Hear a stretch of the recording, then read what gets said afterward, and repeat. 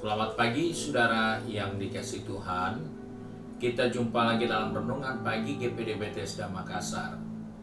Pagi ini saya akan baca dari Injil Lukas pasal 2 ayat 19 yang berkata sebagai berikut. Tetapi Maria menyimpan segala perkara itu di dalam hatinya dan merenungkannya.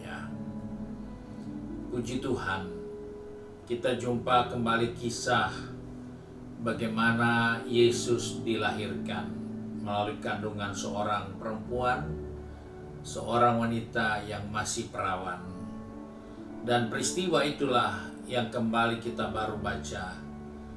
Apa yang terjadi dengan wanita itu yang bernama Maria. Dari berjalannya waktu, dia harus melahirkan Yesus di dalam kandungannya. Alkitab menceritakan hal yang paling menonjol. Maria menyimpan segala perkara. Maria mengingat bahwa peristiwa di mana dia mengandung bukan dari persetubuhannya dengan suaminya atau pacarnya, tapi dia mengandung dari benih Roh Allah.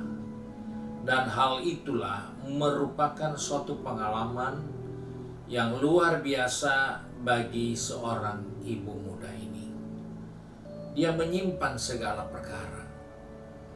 Dia menyimpan bagaimana ketika Tuhan memakai kandungannya, rahimnya untuk menjadi alat mendatangkan Yesus ke dunia ini melalui kandungannya.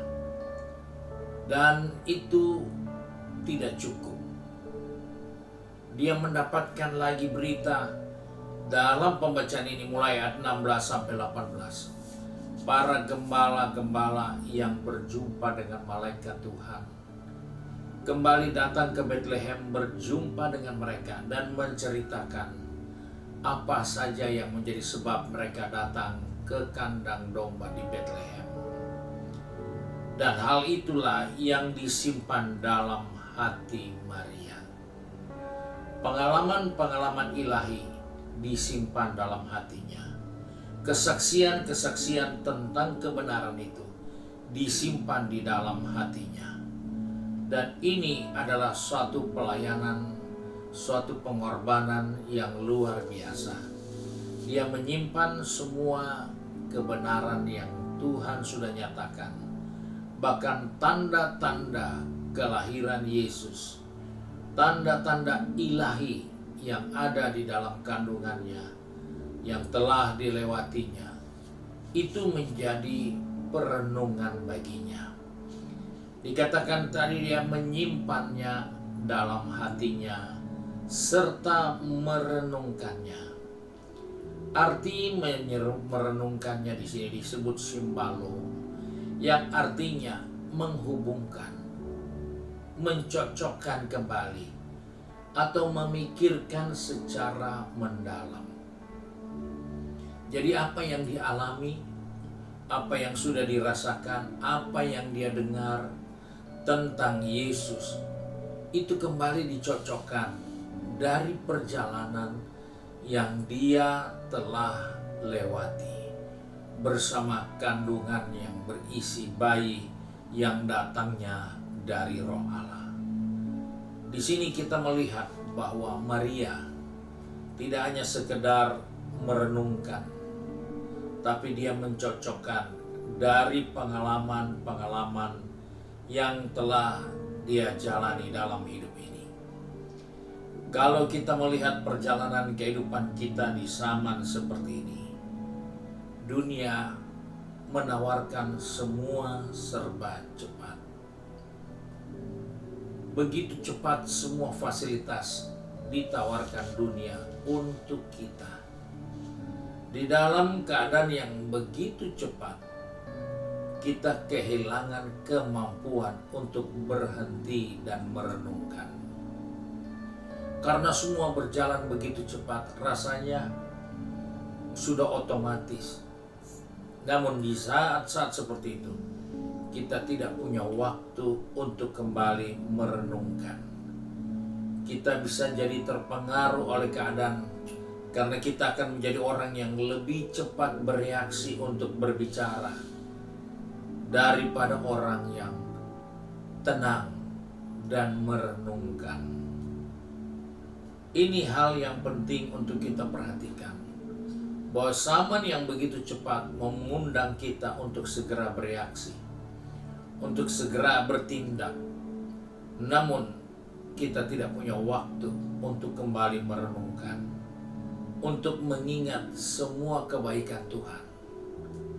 Karena zamannya makin cepat, maka kebaikan Tuhan yang kita sudah alami, rasakan, cepat juga hilang.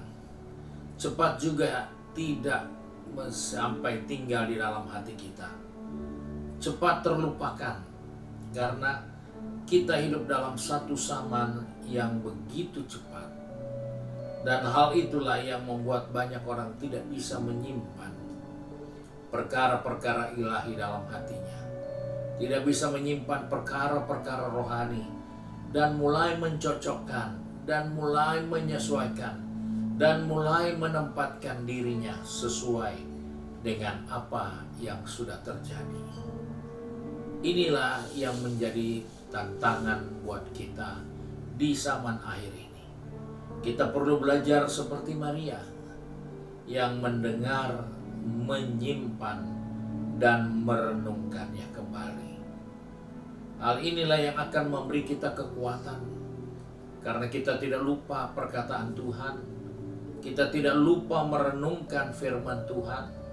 Sebagaimana pemazmur katakan, kita seperti pohon yang tumbuh di tepi aliran air, karena kita bukan hanya membaca, merenungkan juga akan kebenaran Tuhan.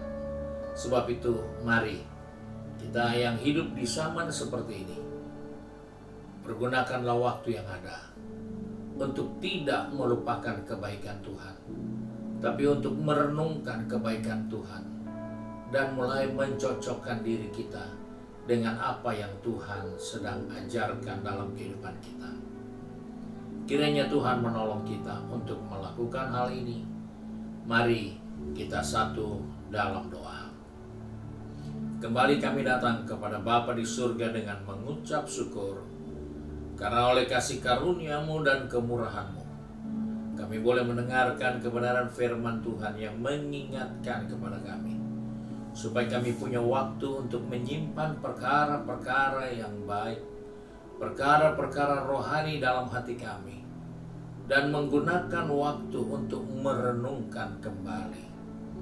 Karena kami sadar, jika kami tidak melakukan hal ini, kami akan menjadi orang yang cepat lupa dan mudah untuk menjauhkan diri dari kasih karunia Tuhan yang menyelamatkan dan memberkati kami.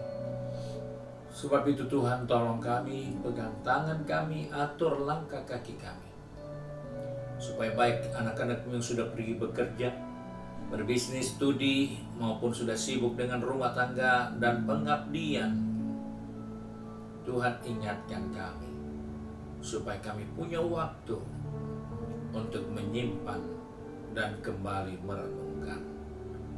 Karena kami percaya, tindakan itulah yang akan menolong kami untuk tetap kuat dalam menjalani hari-hari yang penuh dengan pergumulan dan tantangan.